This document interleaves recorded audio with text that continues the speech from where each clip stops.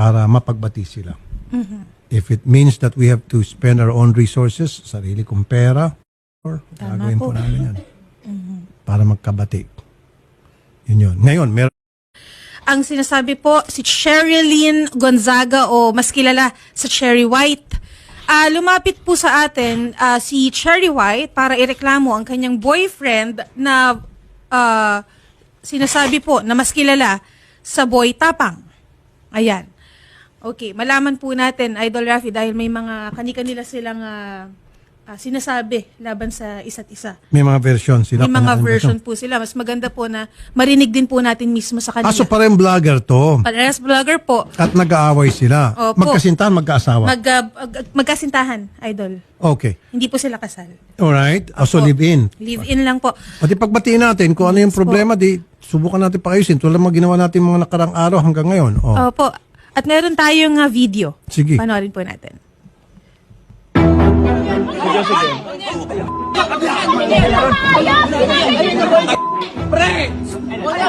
Yan po si Boy Tapang. May security guard doon na umawat. Buhayin mo yung sarili mo! Huwag kami mga Bisaya! Alam kong mahina ka!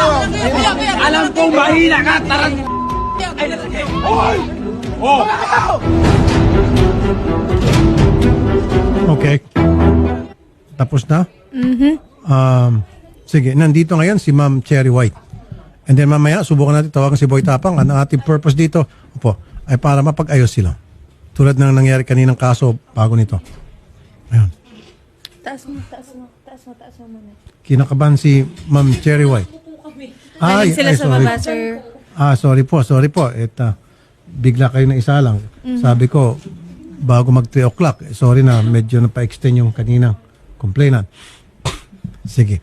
Magandang hapon po, Ma'am Cherry White. Hello po, magandang hapon po. Nasabi na po sa amin kanina ni Sherry yung problema at susubukan po namin, tingnan namin kung pwede natin maayos pa to. Gaano kayo katagal na po magkasintahan ni Boy Tapang? Start po nung December 13. Dito lang po, bago lang. 1 year, wala pang 1 year, December Wala po. 13. Okay. Well, sayang naman po yun kahit papano. December, January, February, tatatlong buwan na kayo. Ano bang pinag-ugatan ng away ninyo? Ito po kasi yun eh. Pinagbintangan ako na nag-hack po daw ako ng Facebook. Nahinak ko daw po yung Facebook, which is nung isang gabi po, akala niya hinak ko yung Facebook niya, pero lahat po ng Facebook nag-log out. Nag-message siya sa akin na ipapatulpo daw po niya ako. Okay. Ngayon, yung conversation na yun, syempre naaligaga ako. Ngayon, pinost ko. Pinost ko po yung convo na ipapatulpo ko. Tapos, bigla na lang siyang nag-live sa Facebook niya. Nagsalita po siya ng mga kasiraan about sa akin. Katulad po ng walker ako, magulang ko po, adik, may matanda daw po ako. Yun po yung mga sinabi niya sa akin sa live. 1 hour po siyang naka-live. Pero pagkatapos niya, nag-usap na ho ba kayo, ma'am? Hindi po. Okay. Hindi mo natanong sa kanya ba't niya nagawa yun? Wala ba siya yung pagsisisi or pag nag-post later on na bakit niya nagawa yun o hindi ba siya nag-reach out at gusto makipagbati? Wala po eh. Bakit siya pang magpapatulpo Ayun nga po eh. Hindi ko maintindihan bakit ako pa ipapatulpo kasi may ebidensya daw po siya na pinapahack ko yung account niya, yung Facebook niya. Anong ebidensya pong hawak niya? Hindi ko po alam. Nung gabi po yun, lahat yun nag-log out yung Facebook. Pero kung kayo po ay magkasintahan, ba't kinakailan po ay i-hack yung kanyang Hindi ko nga account? po alam. Hindi ko po gawain yun. Pero yan po iba na-explain mo na sa kanya. In-explain ko po, pero sunod-sunod yung rant niya sa akin. Sinasabihan niya pa ako ng bad words na, ulul ka, alam ko ikaw may gawa nito. Pero, nung time na po yun, lahat ng Facebook nag-log out. Okay. At ito naman. Nagkaroon po talaga ng down po ang meta po nung araw po na yun. Facebook, Messenger, and Instagram po. Yung po Nag-down ba, po talaga. alam niya at nasabi sa kanya? Hindi ko po alam. Pero nung time na po na yun, sinabi ko sa kanya yun na, paanong hinahack, nagko-content kami dito na na-log out lahat ng Facebook. Sabi niya, ulul ka, ikaw lang gagawa nito, alam ko yung ginagawa mo. Pero ano ang motibo para gawin nyo sa kanya? Hindi nyo ba na ipaliwanag sa kanya na ba't ko gagawin yun? Ba't kita i-hack? Sir, puro bad words po yung sinabi niya. Ako, kalmado lang. Sabi ko, hindi ko gagawin yan. Nandito po yung conversation sa akin. Pero sa palagay niyo po, bakit niya naisip yun? Marami Siguro naman po din dahil po pagbintangan. galit siya. Galit siya. Bakit po siya galit Sir, sa inyo? matindi magalit yun, nakakatakot. Kaya nga boy tapang eh. Opo, nakakatakot talaga. Eh dapat prepared ka na kung nung makipagrelasyon ka sa kanya. Hindi, kaya nga po Alam mo naipaghiwalay dapat na ako eh. Ayaw niya. Ayaw niya. Siguro give it a try. Kasi siyempre ma'am, nung pinasok mo relationship with him, alam mo kung ano yung karakter niya, pagkatao niya. Dapat tanggap mo Sir, niya, nung ready nagkakilala ka. kami, hindi po siya ganun. Sobrang lambing niya. Hmm. Sobrang bait niya. Okay, maganda yung sinabi mo. So, Opo. ano sa tingin mo ang dahilan nung sobrang bait niya, sobrang lambing niya, biglang nag 360 degrees? Sir, selos. Ayun. Yan Selos. sinasabi nila, huwag ka kasing magkaroon ng kasintahang maganda. Oo, di ba? Kasi kung ikaw magkasintahan maganda, talagang marami kang problema dyan. Siyempre, Sir, natural. maganda. Hindi po daw ako maganda. Kasi sinasabi niya sa live, unggoy ka din. Tanggalin mo yung maskara mo. Pangit Kasi na. sir, ritoke daw po yung ilong ko. Eh, wala namang masama kung ritoke. Oh, doon sa mga mga selosa at seloso, wag na kayo magkasintahan ng gwapo at maganda para hindi na kayo magsiselos. Wala nang aligid-aligid. Di ba? So, nagsiselo siya. Baka naman may pagbasihan, ma'am, para maging fair. Baka naman may pagbasihan yung pagsiselos niya. Sir, ito nga eh. Pilit kong sinasabi noon sa social media, ilabas mo kung anong dahilan ng hiwalayan natin. Bakit hindi mo malabas? Kasi sir, ayoko magsalita eh. Masisira siya. Hindi, pero ma'am, kasi wala siya rito. Subukan natin tawagan. Yung bang, okay, dati malambing siya. Sabi niya, sweet. Sobra. O, Para siyempre, akong prinsesa.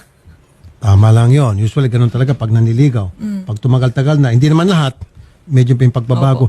Pero, what led to it? Ano po yung mga nagawa mo sa tingin mo sa kanya na para naging ganun po yung kanyang pag-aasal na ngayon sa inyo? Kasi ganito po yan eh. Nag-start yan pati dun sa ano. May nagpa-picture sa akin sa Alcoy, sa Cebu. Nag-away po kasi kami that time. Lagi kami nag-aaway. Laging punto selos. Siyempre ako nagselos din ako. Pero yung pinagsiselosan ko nasa lugar. Okay. Nasa Ano tama. po yung sa totoo. Cebu? Yung sa Cebu, sir, ganito yan eh. Meron din kasing lumabas sa video po na nakita ko. Pero hindi po siya yung sinaktan ko. Opo. Yung mga kaibigan niya. Sir, dinipensahan ko po kasi yung sarili ko. Bumaba ako dun sa resort, nakapanty ako. Nagsiswimming po ako nun that time. Opo. Tapos, pag akyat ko, galit na galit siya. Sabi niya sa akin, hinawakan niya yung kamay ko agad. Nakaganyan ako, sir. Hinawakan niya po yung kamay ko, tapos yung kaibigan niya, 4 na lalaki. Habang hawak niya ako, naka-video sila. Nasa kalsada po kami, may video ako. Nasa kalsada sila, nakipag-sex ka doon? Ginaganyan niya ako, nakipag-sex ka dyan sa baba? Anong ginawa mo dyan? Sabi ko, mga followers, nagpa-picture sa akin, anong masama? Doon na siya na-trigger. Nagselo siya, yun. So, may Galit na nagpa-picture galit sa yung mga followers, pinagselosan niya po yun. Opo. Yung mga taga Cebu. Doon po sa lugar na yun. Natural lang po sa ating mga vloggers, maging siguro sa kanya, pag may nakikita mga followers nagpapapicture, hindi niya po naunawaan yun. Bakit wala ho ba nagpapapicture sa kanya? Madami din po. Oh, at ikaw, nagsiselos ka ba pag may nagpapicture sa Hindi kanya? po. Normal po yun eh. Pag may nagpa-picture. Kasi yung point po na yun, naghiwalay na naman kami. Yung mga nagpa-picture sa akin, pinatagay ako. Dun sa may resort. Siyempre, katuwaan po kami, yun. Pag akyat ko, yun, nagalit na siya. Anong dahilan daw bakit si Boy Tapang, siya pa sana magpapatulfo? Anong sinasabi? Pinahack ko daw po yung account niya, kaya ipapatulpo niya pagpapahak. ako. Okay. Na wala naman pong basihan. Okay. Kayo ho ba willing, ma'am, na pagbatiin ko na lang kayo? Hindi po. Ayaw mo na. Sayang naman po yung 3 buwan. Ay, hindi po. Hindi ako manghihinayang dun. Anong dahilan ba't nandito po kayo ngayon? Gusto ko po kasi sabihin sa kanya na kasi sa social media po tinitira na yung ko yung mental health ko talaga. May mga nagbabanta din. Tapos, hindi na ako makatulog ng maayos sa lahat ng sinasabi ng tao. Ganyan pala yung babaeng yan, may matanda. Kasi yung sinasabi niya pong matanda, tatay po ng anak ko yun. Na 40 years old plus. Yun yung sinasabi niya na matanda ako.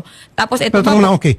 Yung ba na isabi mo sa kanya bago kayo nakipagrelasyon sa kanya na ako ay merong anak at ang tatay nito ay Alam niya puntiso? po yun. Okay, so dapat hindi niya na sinisingil siya yon. Dineklara niya yun sa kanya. Okay. So ano pa po yung kanyang hinaing? Sa social media, yung mga luxury bag ko daw po ay galing sa sugar daddy. Yun yung sinasabi niya. Na pinost ko, galing po yun sa sarili kong pinagpaguran yun. Yun yung ano ko kasi may mga nagko-comment sa akin, yung bag mo galing naman siya sa sugar daddy mo. Siyempre, nasasaktan ako, sir. Yung mga ganun na, nadadamay din po yung anak ko sa mga comment. Kaya sabi ko, hindi po ako sumagot sa Facebook. Gusto ko, daanin na lang namin sa... Okay. Kasi ma'am, ito, kung talagang hindi kayo makapag-ayos at lumalato, kung yun po yung naitabi nyo o na screenshot nyo, yung mga pananalita na hindi totoo, pwede ma-cyber libel natin. Kung sino man yung gusto nyo, may kagagawa niyan. Lalo yung sinasabi na ikaw ay walker, ikaw ay ganito, ganon, na below the belt po yun. Saka po yung nanay ko, tsaka yung tatay ko, sinabihan niya ng adik. Yun po, pwede natin makasuhan ng cyber libel mga yon. Nandiyan ho na-preserve nyo yung mga post na yon. Hawak nyo pa po. Opo, may video. Sinend ko na po. Pwede ho kayo mag-cyber libel kung tutuusin. Pero habang maaari sana maiwasan natin, mapagbati namin kayo. Hindi po mangyayari yun. Kilala ko yun eh. Okay? So, at least kayo po yung nakapagsalita na sa amin. Pag siya'y pumunta rito, alam na namin kung anong gagawin. Siya nga pala, kanina pala, maalala ko, yung lawyer po ni Boy Tapang gusto ata makipag-usap off-air. So, willing ho ba kayo pagkatapos nito, pag-usapin naman kayo off-air? Sige Meron po. atang gusto sabihin yung lawyer. Siyempre, yung lawyer siguro, alam niya na pwede ka mag-cyber libel doon sa mga sinasabi mo. Pero ikaw ba walang sinasabing masasama kay Boy Tapang? Nagmura po ako kasi away namin yun eh. Nagmura po ako dun sa sa bahay ni Hindi, record pero niya. yung bang pinost nyo po na may sinabi kayong mga libelous, yung mga Ay, wala po. malisyosong mga panalita, wala. Walang cyber libel. Kasi sa alam inyo. ko po yung mangyayari. Kaya hindi po ako sumagot. Pero yung mga tao pong nagsalita ng mga hindi maganda laban sa inyo, paninirampuri, yun po, pwede tayo mag-cyber libel. Tutulong po kami. Okay? Sige po. Si Boy Tapang daw, mamaya na lang daw magsalita. May Actually, sir, panawagan. may post po siya sa Facebook 20 minutes ago kanina po. Kakagising ko lang, excited naman to. Kalmahan mo, alam ko, pangarap mo yan umabot sa Tulfo kagaya ng pag-utos mo kay Canada Girl dati. Asa na ang tawag, inihintay ko. Pero tinatawagan natin, sir, wala pong sumasagot po. Saan? Pupuntahan na lang daw po si Boy Tapang. Hindi niya tinatawagan? Shari? Hindi po, tinatawagan po natin, sir. Ringing po, hindi po sumasagot, sir. Pero Yung mga nakausap staff natin po kanina yung lawyer, di ba? Opo, hindi po sumasagot. Tas ngayon po, cannot be reached na po. Yung number po na ibinigay po ni Ma'am Kasi nga, Cherry White. ayaw nga nila ng on-air. Ang gusto nila off-air. Yung lawyer. Yung lawyer daw po ang willing Yung lawyer daw po, makipag-usap. Ma'am Cherry White, willing na ata makipag-usap. So mas maganda kung lawyer, alam niya na anong pwede mangyari base doon sa mga sinabi mo na mga post. Actually, Sir Rapi, meron din po akong lawyer. Pwede din po siyang yun din yung makipag-usap. Lawyer to lawyer. Opo. Patay na, mukhang tumitindi na to. Habang maaari sana, kayong dalawa lang. Hindi po. Mas mabilis masolve yun kung kayong dalawa lang. Hindi Kasi na po pag lawyer kaya to lawyer, medyo ibang level na Napahiya yun. na po kasi ako sa social media eh. Wala Nadama na yung anak ko eh. Walang pag-asa na magkabalikan Wala po kayo. po. Naku. Ano pong mensahe nyo kay Boy Tapang? Wag ho kayo magsalita ng mga masakit. Alam ko po yun. Alam ko. Sige. Sir, kasi Ano- sa Facebook ko nga po, hindi ako nagsalita ng di maganda. Dito pa po kaya. Sige po, ano po yung mga gustong sabihin sa kanya? Nanunod po siya malamang kasi kinatbiris na po siya, pinatay niya yung cellphone. Ano po, ang gusto niyong ayan po, tingin sa camera. Mensahe niyo po sa kanya. Wala. Good luck.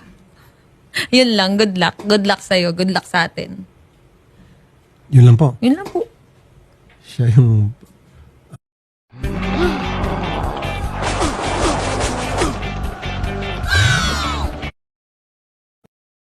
Subukan natin na on air. So lawyer mo, lawyer, pag-usap.